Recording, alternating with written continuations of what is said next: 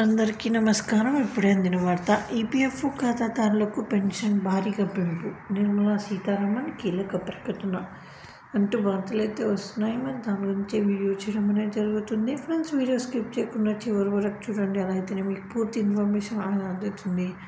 అలానే చాలామంది చూస్తున్నారు కానీ సబ్స్క్రైబ్ చేయడం మర్చిపోతున్నారు. దయచేసి సబ్స్క్రైబ్ చేయండి. లేట్ చేయకుండా వీడియోలోకి వెళ్ళిపోదాం.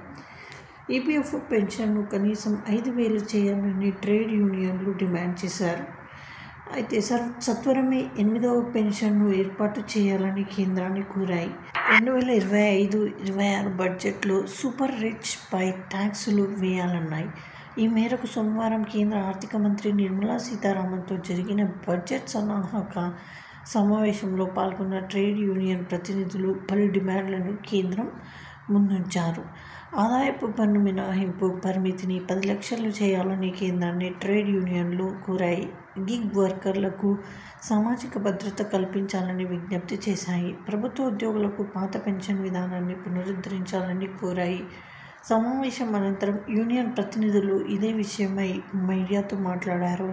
ప్రైవేటీకరణ, కార్పొరేటీకరణ ఆపాలని కేంద్రాన్ని కోరినట్లు టీయూసీసీ జాతీయ కార్యదర్శి ఎస్పీ తివారీ అన్నారు. ఈసారి బడ్జెట్లో సూపర్ రిచ్ పై 2% అదనంగా ట్యాక్స్ వేసి అసంఘటిత రంగ కార్మికుల సంక్షేమానికి ఆ మొత్తాన్ని వినియోగించాలని కోరారు. వ్యవసాయ కార్మికులకు సైతం సామాజిక భద్రత కల్పించాలని, వారికి కనీస వేతనాలు చెల్లించాలన్నాయి.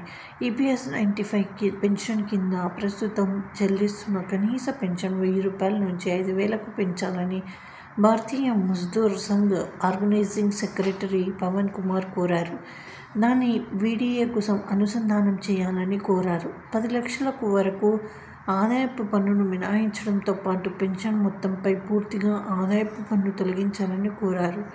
7వ వేతన కమిషన్ ఏర్పాటు చేసి 10 ఏళ్లు దాటిపోయిందని, 8వ వేతన కమిషన్ సత్వరమే ఏర్పాటు చేయాలని సిఐటియు జాతీయ కార్యదర్శి స్వదేశ్ దేవ్ రాయ్ పేర్కొన్నారు. 1980లో కేంద్ర ప్రభుత్వ రంగ ఉద్యోగుల సంఖ్య 21 లక్షలు ఉండగా 23-24 నాటికి అది 8 లక్షలు చేరడంపై ఆందోళన వ్యక్తం చేశారు. ఇది ఫ్రెండ్స్.